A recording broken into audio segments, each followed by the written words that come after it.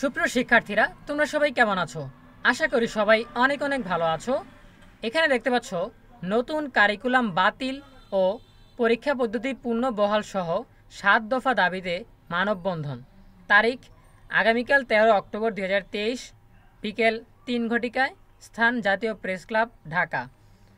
আয়োজন করেছে শিক্ষা আন্দোলন সম্মিলিত অভিভাবক ফোরাম।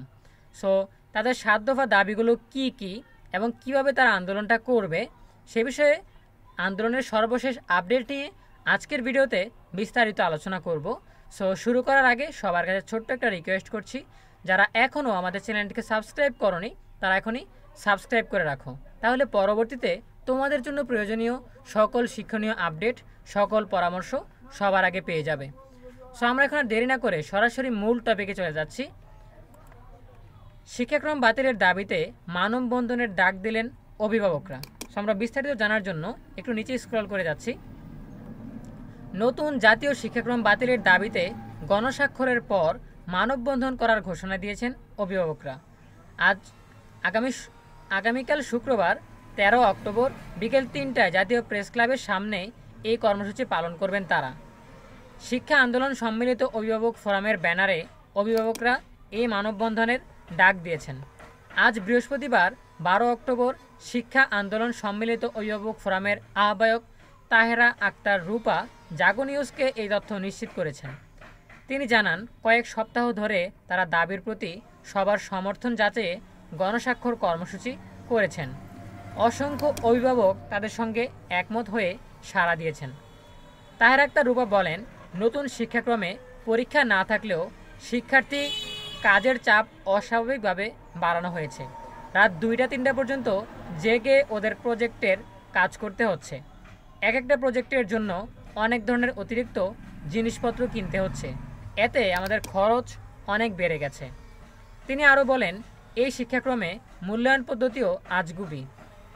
পরীক্ষাবিহীন এমন শিক্ষা ব্যবস্থায় আমাদের সন্তানদের ধ্বংস হতে দিতে পারি না। এজন্য আমরা গণস্বাক্ষর কর্মসূচি করেছি। শুক্রবার বিকেল ৩টায় প্রেস ক্লাবে মানববন্ধন করব। সেখান থেকে আমাদের দাবি তুলে ধরব। আশা করি শিক্ষা মন্ত্রণালয় সহ সংশ্লিষ্টরা বিষয়টি বিবেচনায় নিয়ে এই শিক্ষাক্রম বাতিল বা সংস্কার করবেন। এদিকে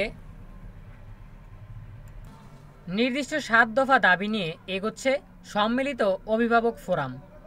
তাদের দাবিগুলো হলো, নতুন শিক্ষাক্রম বাতিল, ৫০ থেকে ৬০ নম্বরের অন্তত ২টি সাময়িক লিখিত পরীক্ষা চালু রাখা, ত্রিভুজ, বৃত্ত, চতুর্ভুজ সহ সব ধরনের চিহ্নভিত্তিক ফল পদ্ধতি বাতিল করে নম্বর ও গ্রেডিং পদ্ধতিতে মূল্যায়ন করতে হবে।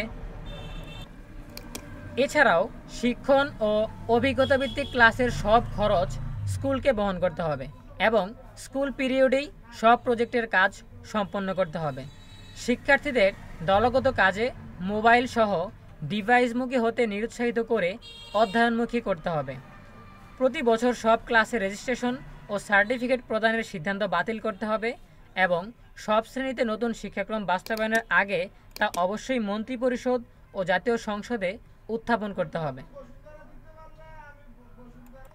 এই ছিল নতুন কারিকুলাম বাতিলের দাবিতে শিক্ষার্থীদের অভিভাবকদের আন্দোলনের সর্বশেষ আপডেট। সো দেখা হবে পরবর্তী আপডেট নিয়ে নতুন কোনো ভিডিওতে। সেই পর্যন্ত সবাই ভালো থাকো, সুস্থ থাকো, নিরাপদে থাকো। সকলের জন্য রইল অনেক অনেক শুভকামনা।